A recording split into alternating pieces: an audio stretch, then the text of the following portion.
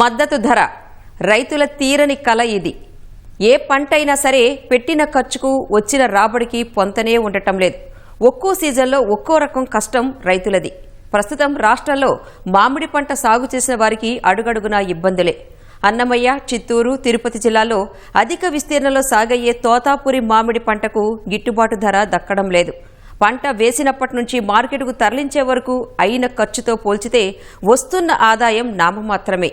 ఆసియాలో అతిపెద్ద సంఖ్యలో మామిడి గుజ్జు పరిశ్రమలు ఇక్కడ ఉన్నా ఉపయోగం లేకుండా పోతోంది. రకరకాల కారణాలు చెబుతూ పరిశ్రమలు మామిడి కొనడం లేదు. మార్కెట్లో రోజురోజుకి ధర పడిపోతోంది. అటు పరిశ్రమ వర్గాలు తమకున్న కష్టనష్టాలేంటో చెబుతున్నాయి. ఎటు తిరిగి నష్టపోతున్నది మాత్రం రైతే. వీళ్లను ఆదుకునేవారు ఎవరు అన్నదే ఇప్పుడు ప్రశ్న.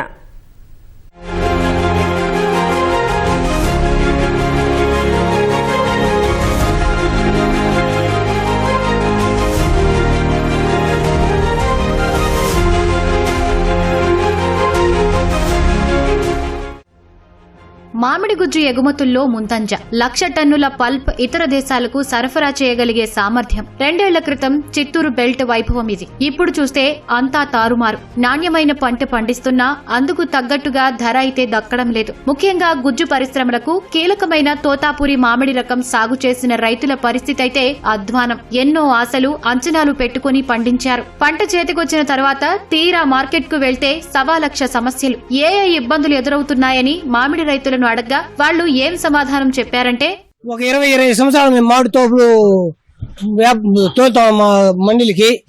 మేము తోలుకొచ్చిన తోలింది ఆ కూలీలకు బాడీలు సరిపోతున్నది. మేము ఈ తోలి దానికంటే ఏదో ఇంట్రీనో ఏదో పాయిజన్ తీసుకుని సావాల్సింది తప్ప ఇంకే గత్యంతరం లేదు. 4 రూపాయలు ఫ్యాక్టరీ తోలు 4 రూపాయలు, 5 రూపాయలు, 6 రూపాయలు ఇస్తున్నారు. ఆడపోవాలంటే టోకన్ కావాలంటారు. టోకన్ కావాలంటే వాళ్ళు కమిషన్లు ఆడతారు ఏజెంట్లు. వాళ్ళకి ఏజెంట్లకు టోకన్ 5,000, 6,000 వాళ్ళకి వల్ల మేము తోలుకొచ్చిన వాళ్ళ చాలతో మేము ఎట్లా బతకాలా? మార్కెటింగ్ కాయలు కూడా కలర్ కాయలు తీసుకుని వస్తే కూడా 6 రూపాయలు పోతా ఉంది. 6 రూపాయలు వస్తే బండి బాడగా వచ్చి 6,000, కూలీలు కోయడానికి 6,000, 6,000 అంటే ఎట్లా సార్ గిట్టుబాటు అవుతుంది చెప్పండి రైతులకి? ఇప్పుడు తోతవుడి పరిస్థితి ఏం లేదు సార్. అంతే అట్నే చెట్ల కింద వదిలేసిందే సార్. జైన్ ఫ్యాక్టరీకి పోతే కూడా అట్నే బండిలు వచ్చి క్యూలో నిలుస్తా ఉంది. 5 days 6 days అవుతా ఉంది బండి అన్లోడ్ చేయడానికి. రేట్లు బాగా తగ్గిపోతున్నాయి. ఇంకా కోత కూలీలు ఉండాలి, బాడీలు ఇవన్నీ ఉంటాయి, సేద్యం చేసుకోవాలి, నీళ్లు కట్టేది ఇవన్నీ చూసుకుంటే ఎక్కడికో పోతుంది. కేజీకి 4 రూపాయలు, 3 రూపాయలు అట్టిస్తే ఎట్టా గిట్టుబాటు అయింది. గతేడాది ఇదే సీజన్లో మండీల్లో కిలో తోతాపూరి మామిడి కిలోకు 10-12 రూపాయల వరకు పలికింది. కొంతవరకు ఈ ధర రైతులకు కొంతలో కొంత ఊరటనిచ్చింది. కానీ ఈసారి ధర సగానికి సగం పడిపోయింది. కిలోకు 5-6 రూపాయలే పరిమితమైంది. అంటే టన్ను 5,000 నుంచి 6,000కు మించి ఉండడం లేదు. కొన్నిసార్లైతే కిలోకు 4 రూపాయలకు మించి ధర ఇవ్వడం లేదు. 2 ఏళ్లలో ఎప్పుడూ లేనంతగా ధరలు పడిపోయాయని రైతులు వాపోతున్నారు. గుజ్జు పరిశ్రమలు సిండికేట్ గా ఏర్పడి ఇలా చేస్తున్నాయన్నది కొందరు రైతులు చేస్తున్న ఆరోపణ. 10 రోజులుగా తోతాపురి మామిడి కోతలు ముమ్మరంగా సాగుతున్నాయి. అదే స్థాయిలో మండీలోకి భారీగా తరలివస్తున్నాయి. వాటిని పూర్తి స్థాయిలో కొనుగోలు చేసేందుకు పరిశ్రమలు ముందుకు రావడం లేదు. మండీల్లో పరిస్థితులు ఎలా ఉన్నాయో రైతుల మాటల్లోనే విందాం. రేట్లు తక్కువగా ఉండడం వల్ల రైతులకైతే కొంచెం గిట్టుబాటు తక్కువగానే ఉంది. ఎందుకంటే కోత కూలి, మందులు కొట్టే కూలి ఇవన్నీ కొంచెం ఎక్కువ ఉండడం వల్ల సో గిట్టుబాటు అయితే కొంత తక్కువగా ఉంది. కాకపోతే పంట ఎక్కువ రావడం వల్ల సో మండీలో కూడా కాయలు, ట్రాక్టర్లు ఎక్కువ రావడం వల్ల కూడా రేట్లు కూడా కొంచెం తగ్గుముఖంగానే ఉండదు. పండించిన పంటని మనం ఏదో విధంగా మనం సొమ్ము చేసుకోవాలి. జ్యూస్ ఫ్యాక్టరీకి పోతే వాడు 4 రూపాయలు కూడా వద్దంటున్నాడు. కొంచెం మంగుందా కూడా తీయేస్తున్నాడు, కాయలు వద్దంటున్నాడు. ఏం చేసి తోటలో రాలిపోతున్నాడు కాయలు.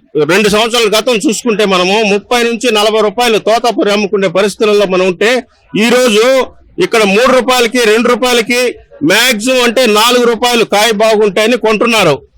దీనివల్ల రైతు చాలా నష్టపోతున్నారు. కనీసము కోత కూలీలు కూడా ఇక్కడ గిట్టుబాటు కాలేకుండా పోతున్నాయి. కొనేవాళ్ళు సిండికేట్ అయిపోయి ఒకటి కూడా ఇది బాగలేదు, అది బాగలేదు అని సగం కాయలు తీసుకొని సగం కాయలు వెనక్కి ఇచ్చి నానా అవస్థలకు గురి చేస్తున్నారు. ఈ దళారులంతా ఒకటైపోయి మార్కెట్ ను డౌన్ చేసినారు.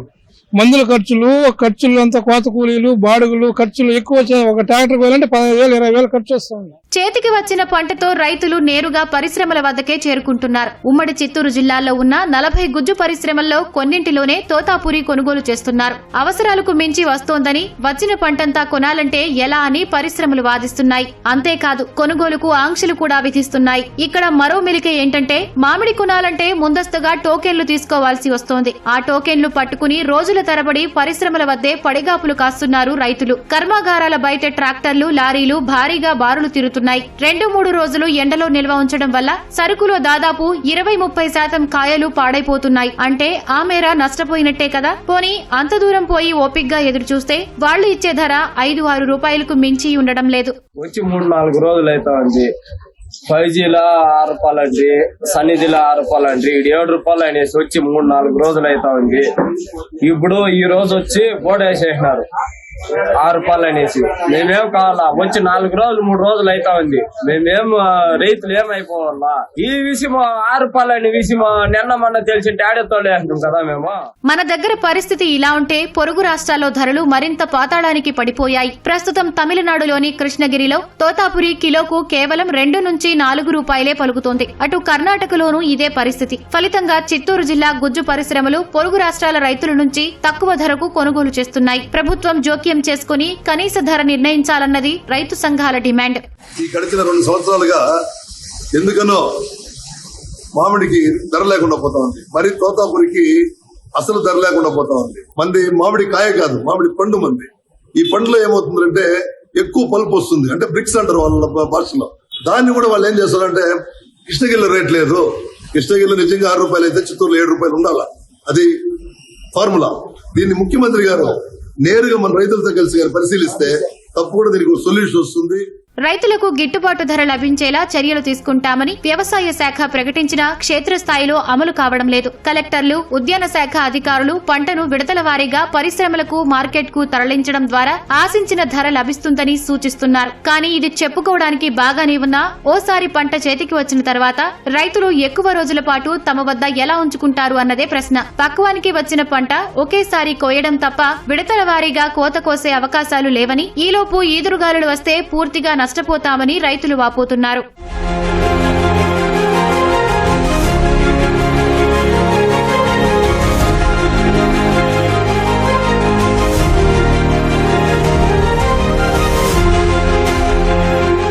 ఇదంతా రైతుల ఆవేదన. సీత కష్టాలు సీతవి అన్నట్టు అటు పరిశ్రమ వర్గాలు కూడా కొన్ని కారణాలు చెబుతున్నాయి. వాటి గురించి తెలుసుకునే ముందు కొన్ని లెక్కలు ఇక్కడ ప్రస్తావించాలి. దేశంలోనే పండ్ల ఉత్పత్తిలో ఆంధ్రప్రదేశ్ నెంబర్ 1 స్థానం కైవసం చేసుకుంది. 2024-25 రిజర్వ్ బ్యాంక్ ఆఫ్ ఇండియా నివేదిక ప్రకారం పండ్ల ఉత్పత్తిలో ఆంధ్రప్రదేశ్ 1.93 కోట్ల టన్నులతో దేశంలో మొదటి స్థానంలో నిలిచింది. సాగు విస్తీర్ణంలో 8.07 లక్షల హెక్టార్లతో రెండో స్థానంలో ఉంది. మహారాష్ట్ర 8.96 లక్షల హెక్టార్లతో మొదటి స్థానంలో ఉంది. ప్రధాన రాష్ట్రాలైన మహారాష్ట్ర, మధ్యప్రదేశ్ తో పోలిస్తే ఏపీ ముందు వరుసలో ఉంది. దేశవ్యాప్తంగా మామిడి పల్ప్ పరిశ్రమకు చిత్తూరు జిల్లా ప్రధాన కేంద్రం. ఇక్కడ సుమారు 40-50 యూనిట్లు ఉన్నాయి. కానీ ఈ మధ్య అమెరికా, ఇరాన్ యుద్ధం కారణంగా గల్ఫ్ దేశాలకు ఎగుమతులు నిలిచిపోయాయి. ఫలితంగా భారీగా నిల్వలు పేరుకుపోయాయి.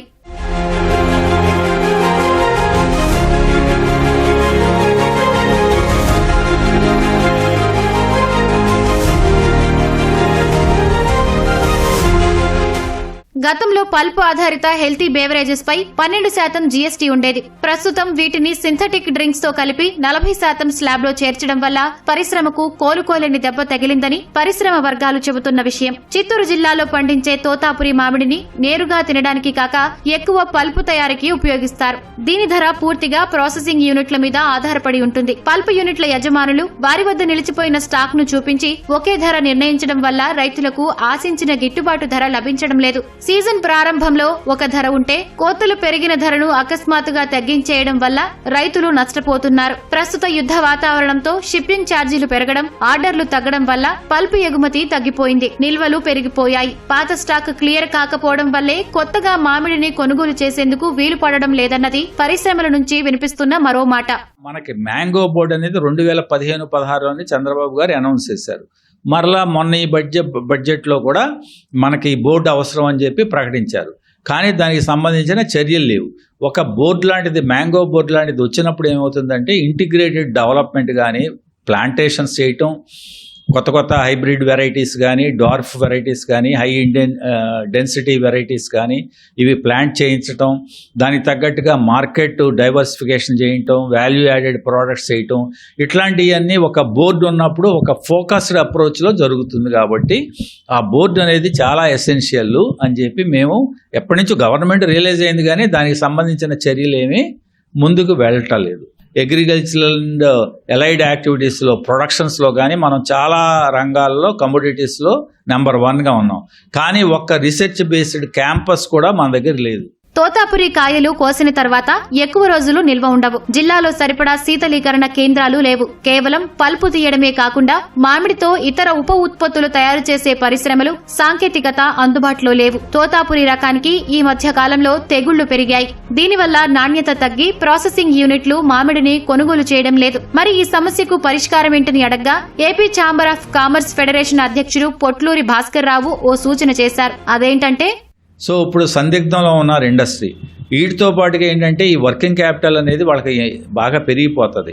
గవర్నమెంటు ఈ హెల్పింగ్ హ్యాండ్గా ఈ కొంచెం ఎడిషనల్గా వర్కింగ్ క్యాపిటల్ ఇవ్వటం కానీ, ఇంట్రెస్ట్ సబ్వెన్షన్ ఇవ్వటం కానీ, ఈ స్టాక్స్ ఫైల్ అయిపోయినప్పుడు ఏ రకంగా ఆదుకోవాలనే చర్యలు వెంటనే గవర్నమెంటు క్లోజ్ గ్రూప్గా ఒకటి ఐడెంటిఫై చేసి ఇండస్ట్రీ స్టేక్ హోల్డర్స్తో ఒక మీటింగ్ జరిపి గవర్నమెంట్ త్వరితంగా చర్యలు తీసుకోకపోతే కొలాప్స్ అవుతారు ఈ ఇండస్ట్రీ. ఫార్మర్స్ కూడా బాగా దెబ్బతింటారు వేలల్లో.